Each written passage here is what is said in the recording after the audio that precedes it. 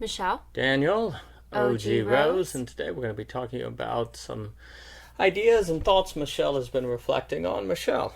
Yeah, so I saw this really great conversation over at Theory Underground. It was really good. It's on their What's Right series. And Anne and Dave were interviewing slash conversing with Nina Power. They had her on.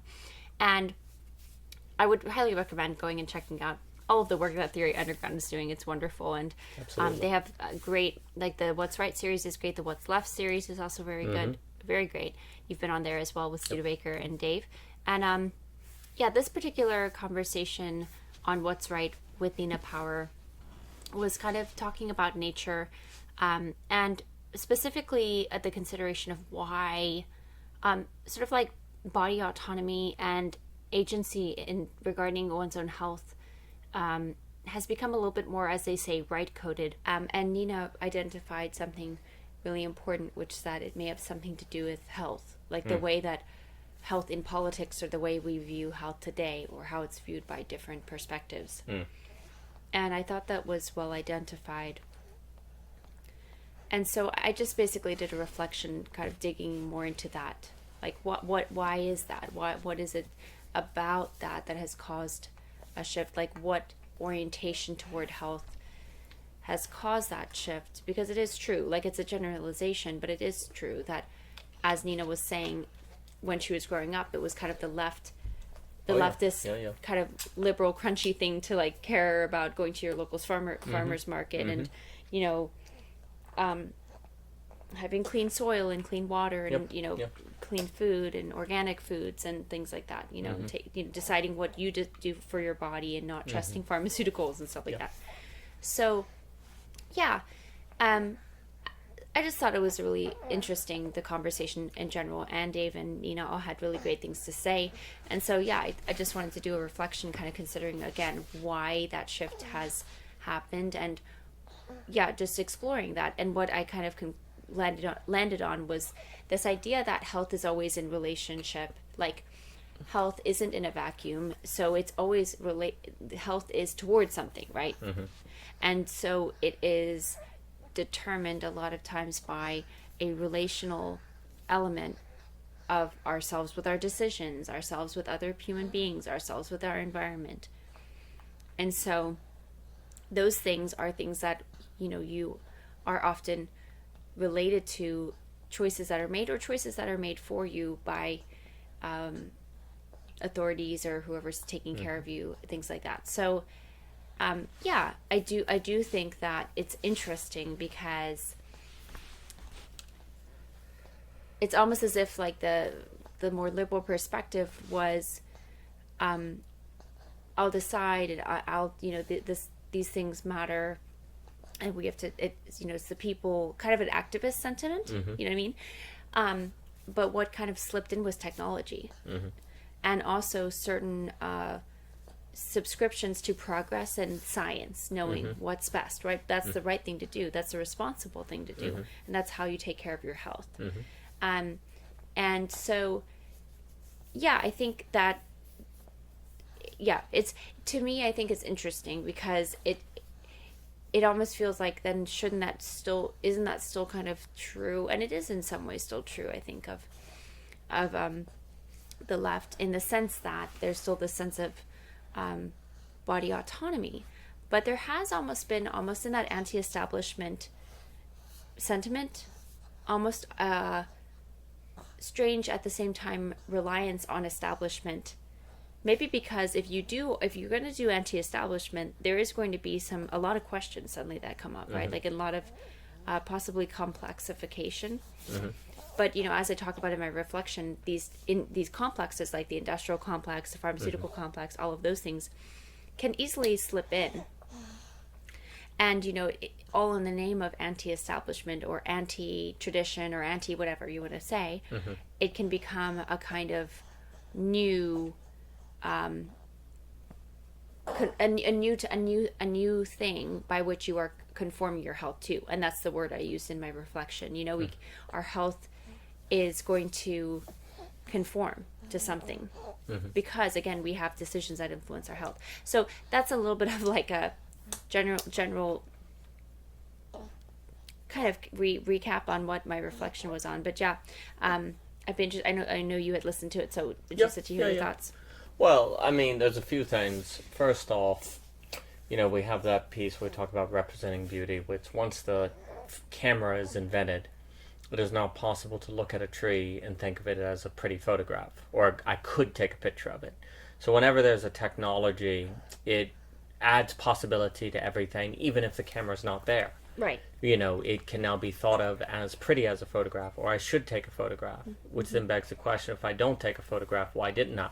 Maybe I don't mean it when I say that's a pretty tree, right? Maybe I actually am just saying that, but there's no action to back it. So the point of that paper is to kind of suggest that technology always brings with it a possibility that then actually creates a certain existential pinning down that begs certain questions, and actually can bring about kind of a reevaluation of all values almost. So likewise, once you can, say, go in and get a yearly checkup at the doctor, once you can, get certain tests to make sure that you've got X health state versus not, you can wonder if it's irresponsible not to, and why don't I? And maybe these existential tensions are good because it's good to get these tests, but then again, maybe not, right? It's just the whole idea that with every technology comes motivations and questions that arise, right?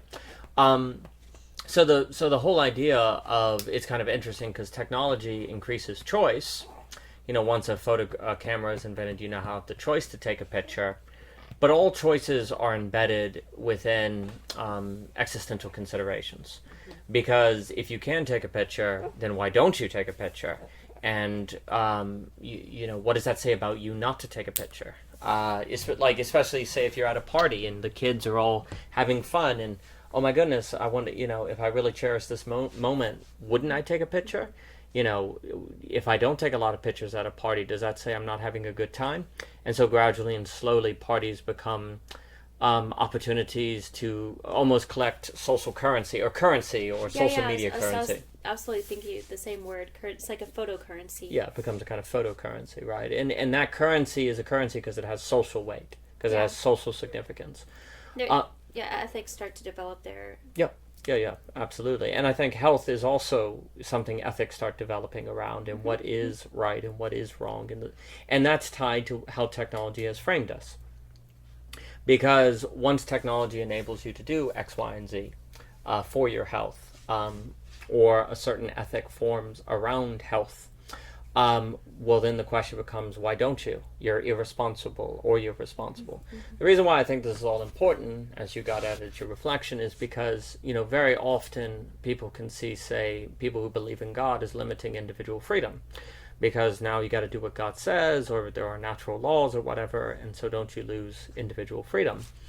But the issue is that there is no such thing as autonomous freedom. Freedom is always embedded, and it is always in a social context where there are social pressures. And what's basically happened now is, in removing, say, tradition or nature or national identity or communal identity or religion, then what's happened is just technological embeddedness has swept in. We're no longer embedded in, say, religion. We're no longer embedded in perhaps nationality, which has its benefits and its negatives. But we have taken that to mean we're not embedded at all. That we have no embeddedness, which has just made us really unprepared for the ways that we are technologically embedded. That we are making our decisions about what we want to do relative to what technology affords us, and the institutions and the corporations of which create that technology, that own that technology, and that can sell that technology to us, right? And I think what ends up happening, one of the key points that you pointed out is how, say, in the 60s, there's been an idea, or the 70s, it depends on what you look, Camellia Padilla, she locates it more in the 70s, but it depends. If you talk about a sexual revolution and an idea that, and I know you brought up Mary Eberstadt, if you talk about the idea that, there's kind of a hippie, more of a natural getting back to nature and different things like that, and there's an idea that sex is natural and we should be liberated to have sex. Well, what's very interesting is that idea of sex tends to assume birth control, right? Which is a technology for good and for bad. But what's very interesting is that means when you're talking about being natural, or enjoying sex because it's natural, there's nothing wrong with it, it is assuming a certain technological use. Yeah. And so there's a certain contradiction there. Yeah. Because it's not actually all natural sex, right? It's a sex that is assuming a use of technology that limits procreation, right? Yeah. And what I think is just very interesting is the suggestion is that gradually and slowly that contradiction, where the left's notion of nature has been technologically embedded, has gradually and slowly come out through time. And now you have this interesting switching between left and right, where, interesting enough, perhaps the right, in having more belief in God or maybe not nation, tradition, community, whatever, that almost provides a defense against a technological embeddedness sneaking in from the background. Yeah, because you're more aware that you're embedded. You're saying, yes, I know my freedom is limited, but I'm conscious of that and I choose it, say if you believe in God or something like that. Whereas if you deny God or other sociological givens, then you don't actually make vivid to yourself that your choices are embedded. And so that you think that you're just making autonomous choices for your body and your freedom and your choice or whatever, but really it is technologically embedded. And so you tend to be more used or have the technology do your thinking for you more than you realize, for good and for bad. And of course, all of this is alluding to, technological essence in Heidegger. And basically also, I think this can point to Mikey's book with Nick Land to suggest there's a danger that if we are technologically inframed, then we're on a path toward a techno-Cthulhu, artificial intelligence being replaced by the logic of capital, right? And so it's interesting how that contradiction is perhaps coming out. Now, it is also interesting to consider that, there are distinctions between, say, Christianity, to kind of focus on America, perhaps, where Christianity believes in nature, but it is also perhaps not the same notion of nature as found in some forms of paganism, depending on what you're talking about, where everything natural is good. It's interesting because if you have an idea of fallenness, then just because it's natural doesn't mean it's good. So it's not simply a get back to nature, it's some sort of trade-off between that magnificent city, as God talks about in Nineveh. New Jerusalem's a city, but it's one that have trees growing in it. So I think basically we have to think of what it means to think nature and technology together, which we're not going to do well if we just assume everything natural is good, which could ultimately get into some lame Rousseauian thought, maybe. Or if we talk about individual freedom without realizing there's a technological embeddedness without us realizing it. Both of those seem to leave us unprepared for what we need to think today. Yeah, definitely. And yeah, I just want to speak to really quick that interesting dynamic of the sexual liberation also happening, well, it was in large part happening because of the invention of the pill and its wide accessibility, becoming like a pharmaceutical that was available and there was this kind of realization of, we want to be free and we'll be the authority to tell her to decide what we should be doing, but it's almost like it's the freedom always comes at a cost, right? So it's like what that freedom also is only afforded by a type of pill or drug or pharmaceutical that is muting that aspect of the body, that functionality of the body, and so it's funny because it's in some ways, I guess what I'm trying to bring this up again and bring it out again is that the reaction to authority was almost more the religious. Like there seemed to be that it was more of a reaction to institutions, but largely informed by at least the notion of religion. I want to say, Yep. and I wonder if what has happened is that to react against. So okay, let's just say that institution was a bit more conflated with religious ideas and ideals and values, okay? And then if the institution, like the right coded person who's saying I'm not going to trust that authority to decide what's best for my body and my health, they're also saying that, But now the institution is not as aligned with religion. It is more so aligned with, I don't know, science or whatever the kind of the collective consensus is, informed by the other institutions, right, that all kind of have a feedback loop with them. And I'm not saying that it has no connection with religion anymore, but it's less clearly connected. So it just, where the left position was having a kind of reclaiming of their own power, right?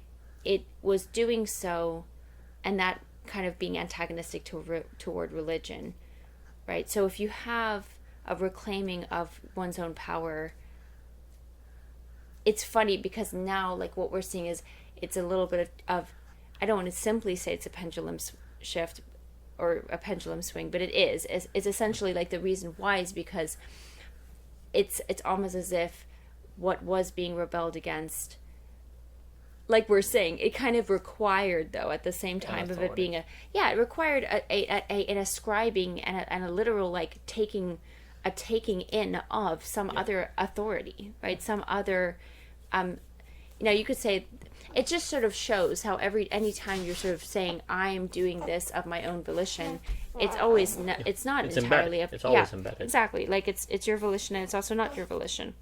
Well, I mean, not to jump, it's just like when people say, for example, well, you don't have to use a computer. You don't have to always be on your email or something.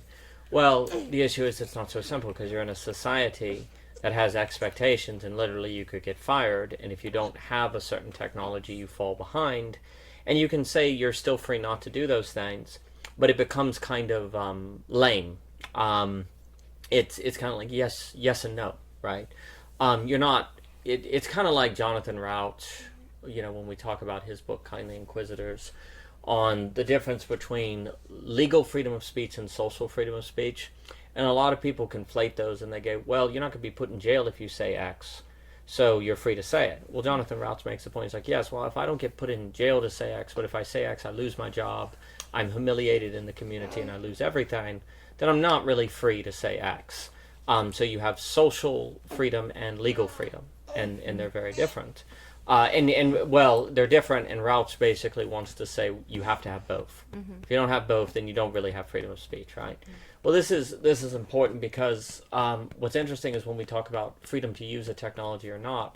Well, if you can't not check your if you can't not use your computer or your email or something, and not lose your job or made to feel lazy or receive certain social pressures, if you do that, then in what sense are you free? I mean, sure, you're technically free not to use the technology, but practically not really, right? Right. And so, we assume that because we, it's just simply not so simple, right? Because these ideas of, like, what does it mean to be free is not there. And so likewise, when people talk about it's my freedom, well, if your freedom is dependent on an authority, then to what degree is it really freedom? Like your individual freedom, you're overlooking that authority. There's always a context. And so, likewise, what ends up happening is when a technology is invented and there are pressures on people to use that freedom, then we can't simply say that the individual is free now. There's always going to be existential tensions and things like that. And what also ends up happening too is that I think it's like Lacan here, where if you don't have freedom, you're going to look for a master.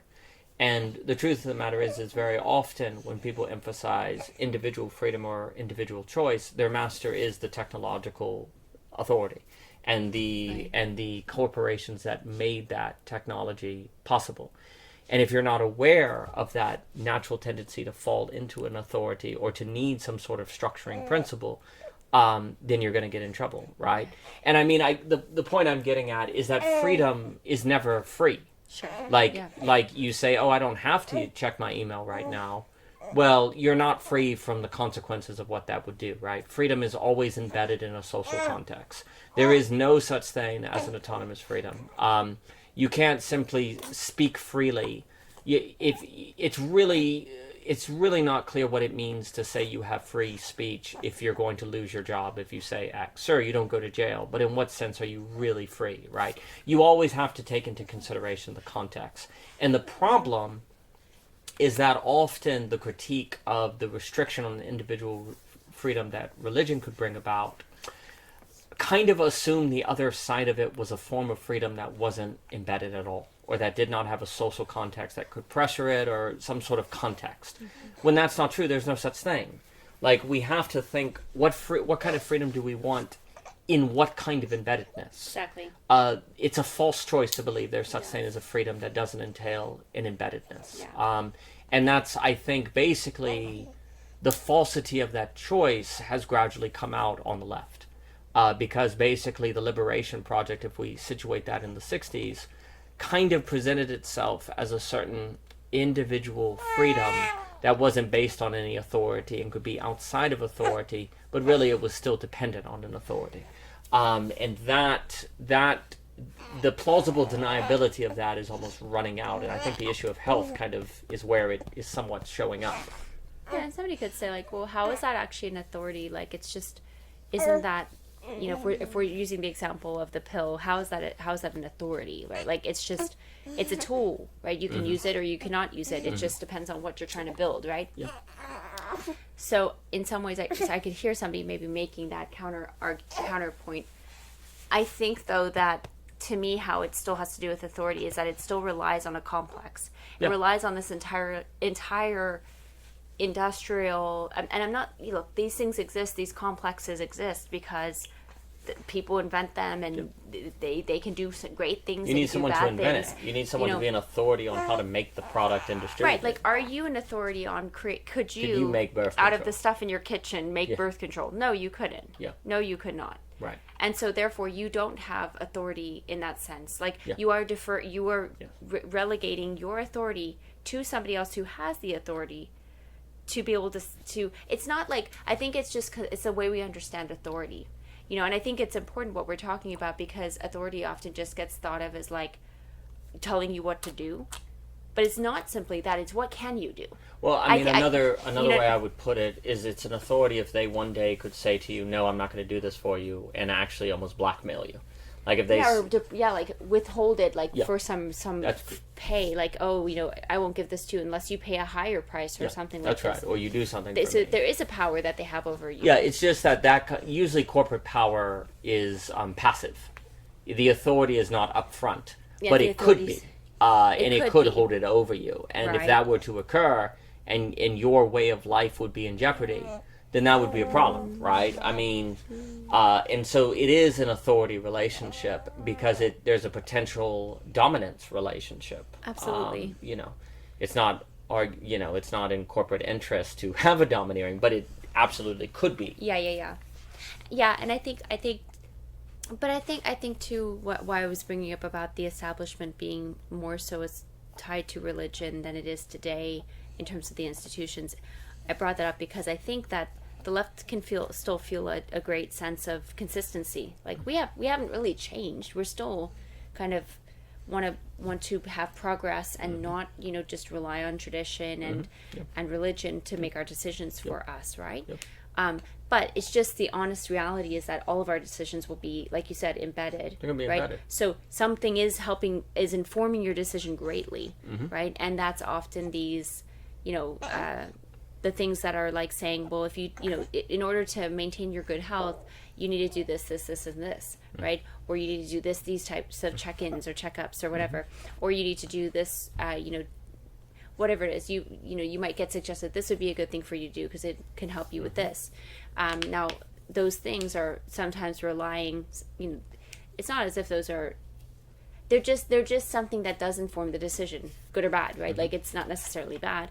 Might be, might not be, might be good. Who knows? The person should, you know, it's really going to be in the particularity of those circumstances. But yeah, it everything is embedded. Everyone's decisions are embedded, and so, yeah, while there is this sort of anti-establishment, it ends up being rather related to an establishment still, because it's like there's always the bothness of that at play, I think. Well, I mean, the issue is a lot of times when the emphasis is on individual choice, which is also interesting because individual choice is a libertarian term, you could say a conservative term, like this emphasis on, the individual. There's a way in which in the when you talk about my body in a liberal, pro-choice sense, it sounds very individualistic. Yeah. But individualism has typically been conservative, right? So it's just very Yeah, interesting yeah. how political categories flip and spin Yeah, in no. different things. I guess the question becomes, um, to me, often questions of like freedom, equality, justice, Yeah. stuff like that, which tend to be the prime values people focus on when they want to talk about differences between conservative, liberal, and so on and so forth. I'm not sure if those are helpful. I mean, I've used them. I mean, everyone uses them. They have some use. But usually liberals and conservatives simply disagree on what it means Exactly. to be free. Exactly. And they disagree on what equality means, And what who justice should be the means. authority on this Yes. side or the other? Yeah. And honestly, for me, this all suggests that the main differences are actually between political philosophies is the question of what you will be embedded in. Yeah. Exactly. That's really the question. What are you going to be embedded in? And the issue is, if there's no such thing as the possibility of being unembedded, Right. because, you could say the left is embedded in technology, basically how the problem is individual autonomy almost has to ultimately lead to the technological thinking, as Heidegger talks about. It almost has to, if you're talking the pill. So you're saying that it's a technology, and honestly, it's not the only technology or thing that has made people be able to circumvent, conception. Sure, It's just sure, that sure. it became it brought about with it a type of ethic, and I will say, like, it's definitely the case that even when I was in high school, many of the girls I knew, were basically recommended to get on the pill Yeah. because their cycles were quote unquote irregular. Sure. Maybe they just had longer than 28-day cycles. I don't know. I'm not saying they weren't irregular. I'm just saying that I think it was kind of a, oh well, maybe this would help regulate things, and you could have sex and not get pregnant. It's like this kind of dual purpose that would sometimes be suggested. And many of my friends in high school, which was a kind of a liberal school outside of Philadelphia, like they did get on it, Yeah, sure. and Sure. but to your point, so I'm just saying basically there have been other and much more rudimentary forms of birth control for much Yeah, of history, sure. but the pill, I do think, brought about a certain ethic and maybe way of thinking about what's good for your health, right? Yeah, Like, what's right. good for your Right. health. Yes, But- exactly. But with that, you're talking about it being it allows you to be unembedded in certain ways socially From nature. Yeah. from yeah. nature and socially, but then you get embedded with the reliance on that pharmaceutical, right? Yeah. You're embedded, Yeah. yeah. Okay, just wanted to be sure. But it's a good point that how, like, even unembedded and embedded kind of are in some ways together. There's no such thing as truly unembedded. It's an illusion of unembedded. What Okay, you do when you so get you're saying there's an illusion of unembeddedness that Yes. it forwards. the pill unembedded you from nature and embedded you in technology. Right, But right. and it's hard to imagine being unembedded from nature without the pill, because unless you're going to be a monk. But then what's interesting is the monk is what? Embedded in God, right? Yeah. So to me, our historical moment is in a sense unique because of the possibility of embeddedness in technology. Technology has always been with us, of course. We've always had tools, but it hasn't been capable to embed ourselves in technology. And the term embed, I'm thinking as a sociological term, meaning it is the horizon which defines choice, like what kind of choices we can make. And before, you could use technology, but it wouldn't create an ethic around it so much. Now, what you start getting is technology has taken a role where from the bottom up, it basically is responsible to use technology and irresponsible not to use it. Like, we just assume the use of technology as good. Yeah. And to me, that total sweeping of the horizon by the technological essence seems uniquely connected to the birth control, because if you didn't have birth control, there would always be a reminder of a way of being, of a state of the human of which cannot be domineered or figured out by technology. But once you kind of open that door, then you start going, well, yes, technology can, well, basically define all choice. Well, let me put it this way. It can define the choices by which we organize society around, right? Because if you can't assume anymore that, generally speaking, the average person in their low 20s or middle 20s is probably going to start having children, well, then how do you design society if that's not a working assumption anymore? Mm-hmm. How do you know what kind of social institutions you need and stuff like that? It all becomes very difficult to make a signal. So then, of course, robust social networks or communities is probably going to go away, and you're going to have more transitory social living and more transitory housing, or just things become much more transitory, because also by transitory it means less contingent. I mean, even if you don't know when people are going to have families or have kids or what they're going to do, housing and communities are designed where people can move around quite easily. But of course, as Ivan Illich said, that turns homes into basically apartments. People don't have robust communities anymore, because communities don't know when, if people are going to be there, and what kind of who's going to be having kids when. Everything becomes much more difficult to read in people, which of course allows more individuation, but individuation and customization also creates atomization and a difficulty to tell what people are doing and what they're thinking and what kind of community we need and when. Mm-hmm. Yeah, it kind of reminded me of something that I, when you're saying about you can't assume, mm-hmm. this kind of and how that changes the social fabric and order and kind of our relations with each other, knowing how to kind of orient stuff, design stuff even, I guess. But like something that Dave McCarricker brought up in one of his psychoanalysis versus socioanalysis lectures he gives to a sociology class. Uh-huh. He was talking about how it used to be that more or less was beyond like being a truck driver, and I mean there might be certain roles that always are in the background of people like having to work on weekends, but generally speaking, and I remember like even when I was a little girl, I mean it was pretty much true that on the weekends a lot of stuff was closed. Mm-hmm. Like more stuff was closed, at least on a Sunday. Mm-hmm. But I do feel like I'm more of a sense of collective weekend for society. Yeah. He was basically saying that that's not the case anymore. Yeah. It used to be that TV would orient people as their veg time, because it would be the Monday through Friday, the work week, and then it would be the weekend for most people. And then you'd watch TV to kind of like just veg, or whatever, and just kind of get your dopamine hit and like just not have to think. And that's kind of how people were doing their coping and mm-hmm. living and stuff. Now we don't have that. That's not an assumption. Like there's not some collective assumption, especially today with the internet, mm-hmm. with people being able to do emails, whatever, which you were talking about too. It's like there's not actually a general as much of a sense of a general collective weekend for everybody. No. And people have now resort to like their portable little TVs that he was talking mm-hmm. about with their phones, where they get these little blips. Like you're saying, the transitory nature of housing, even, it's also transitory entertainment. Yeah, absolutely. Not watching whole movies as much, but just the short TikTok reels or Instagram reels or whatever. That's right. Sneaking it in the bathroom here and there in between your job, your two jobs and your school or whatever that people are juggling.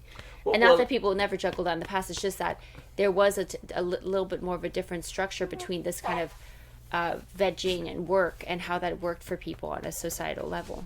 Yeah, well, if you don't have a general sense of what people are going to be doing and mm-hmm, when, mm-hmm.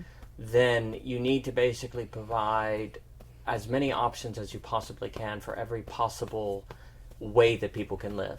And a way you can do that is quick videos, quick material, many mm-hmm. options, like something that can fill every possible space. Mm-hmm.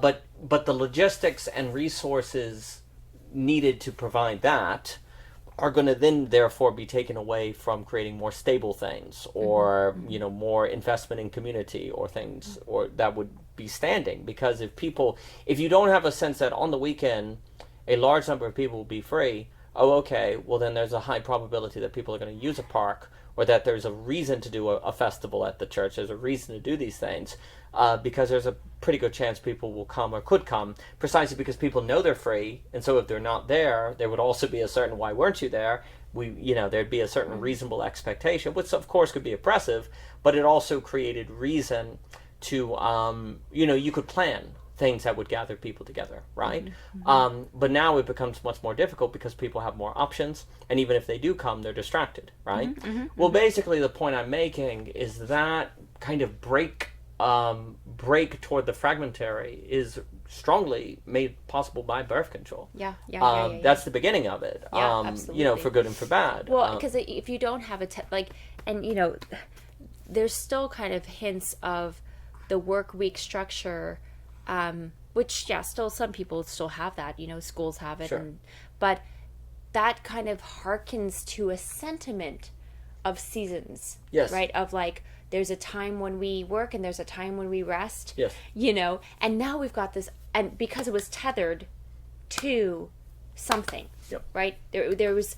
It used to be that the farmer would have certain times. It's like, oh, the sun's rising, the sun's setting. Yes. It's winter, it's summer, it's harvest, it's spring. Blah da da da da. Yeah. This when the planting happens. Yep. So that's the thing, that there were these rhythms of life, and so at some sort of structure that is a rhythm, and rhythms have to do with the female cycle, right? There's these rhythms of the body. There's these rhythms of fertility.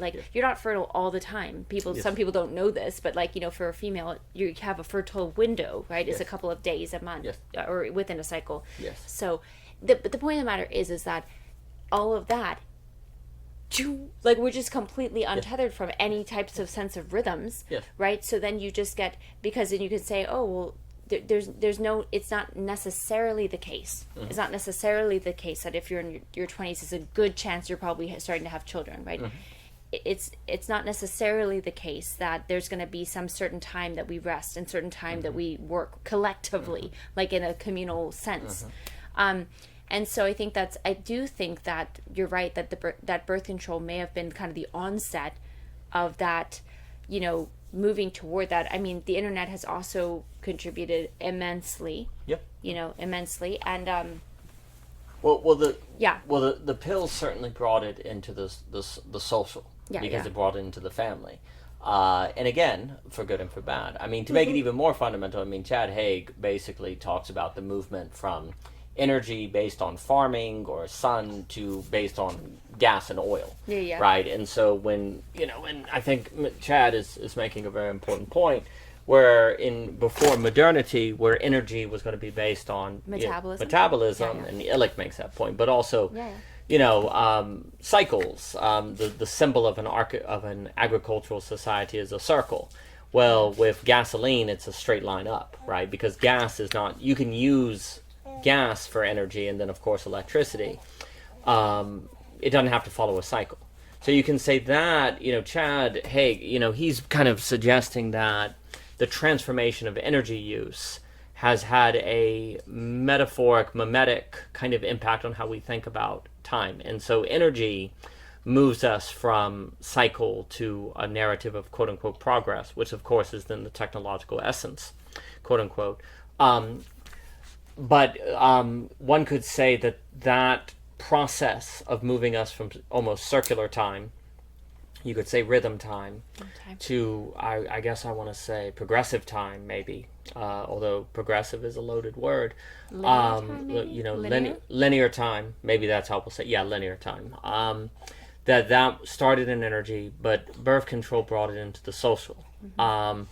And to say, to embed ourselves, and ultimately when we talk about embedding ourselves in nature, that is basically a kind of time, you're saying. Like nature is a loaded word, but you're saying embedded in cyclical time or rhythm. So are you going to be in rhythm? Are you going to be embedded in rhythm, or are you going to be embedded in linearity? And there's something about technology that has a certain linearity to it.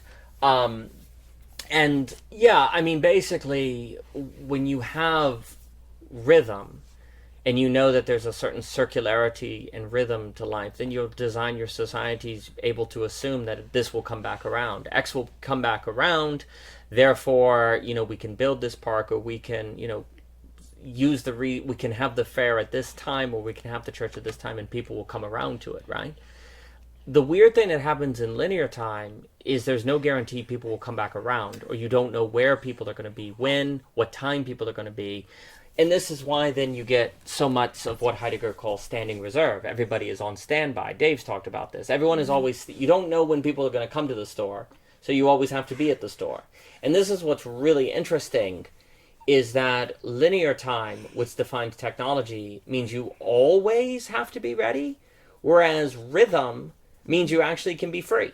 Because oh, this isn't the part of the cycle. Well, so in a weird way, rhythm seems more entrapping. But what actually ends up happening is in technology, you're more trapped because you don't know the rhythm, so you always have to be on standby. Yes. You don't know when you're going to get the email, so you're always going to be the case. So that's the weird thing about the technological essence, is that actually you would think technology, it seems like it totally frees you, but actually because you don't know the rhythm, you have to always be ready. So in that weird way, you become less free. What if somebody would say, like, well, don't worry, Daniel, soon we'll just be in some, virtual reality is going to take over, and so don't worry. Like, for example, my thought is like, okay, well, but think about the nature of Amazon, right? Where instead of having these storefronts where people just have to kind of stand around until people come and buy something, they just put it online. Get it when you want it. Nobody's having to stand by. This gets out. Yes, there's a ton of people working in the background that that really don't get appreciated. Yeah. Who are essentially standing by, but they're working really hard. A lot of times they're just working hard. Yeah. And so, is that a solution, or is that just adding to the linearity of time? Like, is it a sublative thing to have like Amazon and not storefronts and But what you're getting at is why the mode of time that technology affords ultimately leads directly to robots and AI, just like Mikey's saying, because the robot is always working. And you can have it always on standby and not be dehumanizing because it's not human, right? Yeah. So basically, to move to a notion of time of linearity, the only way it avoids not putting human beings on standing reserve, which means they can't participate in their community. They can't, make time for family because, or they can't do it and be fully present because they have to be ready to be called. They have to be on standby, right? Well, that's the logic of a robot or an AI system, right? So it makes sense then that capital, which is the logic of technology, leads to AI. And then, of course, the question simply becomes, will the AI replace us, or will we relate to it in a way to extend our humanity? Well, if it's going to extend our humanity, the point is, that seems to me to be a question of if we can reintroduce a new mode of time. And I guess it gets into existential time and the different kind of like the Heidegger and stuff that Dave talks about, right? Can we reintroduce rhythm? Because we're only going to save the human per se by reintroducing a different horizon of time or temporality. Yeah. Something I mentioned really briefly when I was able to be a guest at What's Right at Theory Underground, which was such an honor, and I really enjoyed the conversation so much. Something I just literally mentioned, did not get into it at all. But it's funny, I was talking to a farmer one day, like over the phone. I had called to ask some questions, and the farmer said AI. He used this AI term regarding breeding of his cattle. Sorry, to be clear, I asked him, do you artificially inseminate your cattle? And he said, oh, no, like we haven't been doing AI for a long time because it kind of takes more infrastructure, da-da-da-da-da. And I was like, AI? That's so funny. He just calls it AI. Like, I'm sure he called, in his line of work, you don't say artificial insemination all the time. You're just saying AI. But it got me thinking that, like, maybe, like, the pill in particular is an interesting form of technology in birth control because it does allow full penetration, internal ejaculation, and yet there's no conception, right? Mm-hmm. So it's almost like, is that a way in which it's a kind of artificial insemination? Sure, yeah. Which, like, it's a kind of artificial insemination, which then is almost like maybe that's on some strange level a kind of precursor to artificial intelligence, Sure. Yeah. like as the AI we all talk about today. Mm-hmm. I don't know. It's a little out there. It's a little bit of an abstract speculation or conjecture, but it's kind of interesting to think about that. How one might lead eventually to another. Well, I mean, the question becomes, what is the meaning of the word artificial? And seemingly something is artificial if it is outside the entire network in which it is usually situated in. Like which of course you could talk about nature, right? So why is artificial intelligence artificial intelligence? Because usually intelligence is located in a body, in a human being that has been birthed. You could say it's a quote unquote product of nature, right? So we call a computer an artificial intelligence because that is not the way that intelligence usually arises. It's arising outside of the network of variables in which it usually arises, right? So if you want to talk about artificial insemination, there's a sense in this is insemination outside the usual cause and effect, the usual network of variables that bring it about, right? Now you could counter and say, well, everything in nature is nature, so the word artificial is fake. Computers Right. are nature, right? Yeah, That's a yeah. Benito Roy point, and it's extremely valid. But for me to make the point that it's all nature only for me further suggests that the question is what kind of embeddedness do we want? Yeah, yeah. Do we want to be embedded in? Do we want our choices embedded in technology? Do we want our choices embedded in God? Do we want our choices embedded in more of something that is perhaps biological nature versus silicone nature or something like that? If we can biology, you could make distinctions between vectors like Bard does in vector theory, where you have subphysics, physics, biology, chemistry. I mean, chemistry, biology, mind, culture. You could say, what vector do you want to be embedded in? Do you want to be embedded in technology? Do you want to be embedded more in biology? It is, of course, Yep.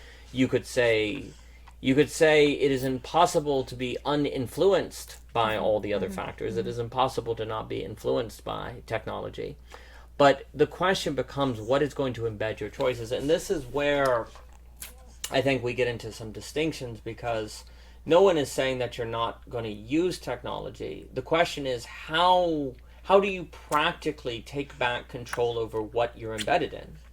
Because if you can't have, well, let's put it this way, we can talk about freedom all day long, but if we don't have any power to choose what we're embedded in, then we're not really free. We have free range, like cattle in a field that's fenced in, right? We have choice within something set for us, a horizon set for us. But if we can't have freedom over the horizon, then our choice is very secondary. It's a second order effects. But of course, the problem is this. The freedom to choose embeddedness, the freedom to choose horizon usually leads to people going mad, or it overwhelms people with anxiety. That's the whole problem of belonging again. How do people choose a transcendental without that transcendental losing its authority over them because they chose it? So that makes it fragile, right? It has to feel discovered. If your horizon does not feel discovered, then it feels arbitrary. And this is where I think, honestly, technology has slipped the logic of capital. And I do think it is true that capital and technology are on the same gradient as a logic. I don't think it's by chance that technology has slipped in, because what's kind of happened is as we've lost givens, as Belonging Again says, we've kind of replaced givens with a certain unconsciousness. So givens gave you thoughtlessness, as Hannah Arendt said, which is not unconsciousness, it's just where you thoughtlessly assume what's true. But with the loss of givens, technology has slipped in and it's not given, but we're unconscious of how it influences choice. We're unconscious. So there's a way in which, as givens made us thoughtless, technology makes us unconscious.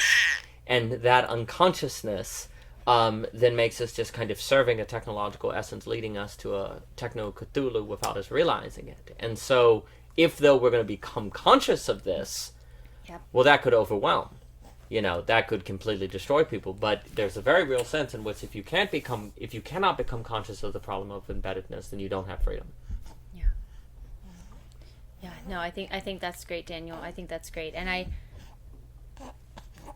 think that idea of, like, in what real sense are you free? Like we said, I think that freedom is never free in the sense that it always costs something. Yeah. But I think that maybe the cost can also be your existential grappling. Yep. Like Yep. to understand your Yes. choice in that freedom. Yes. And how that is also going to limit you to that embeddedness. Yes. So, but that can be a type of freedom that you can feel at least some sense of your own human capacity within.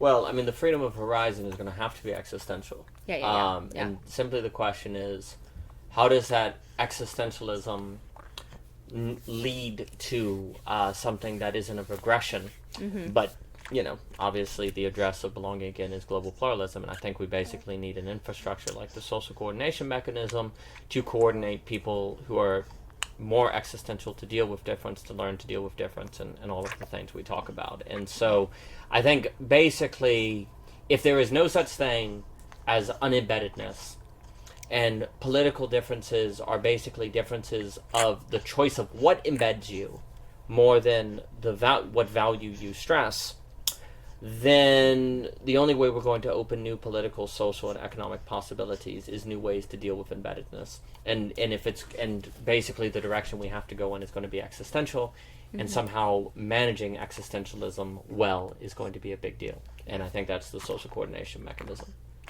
Yeah, that's great. But anyway, it was a lovely reflection, Michelle. I think it's an important topic, and Mr. Paul also joined us. So hello, Mr. Paul. It's like your finger tastes very good. Yes.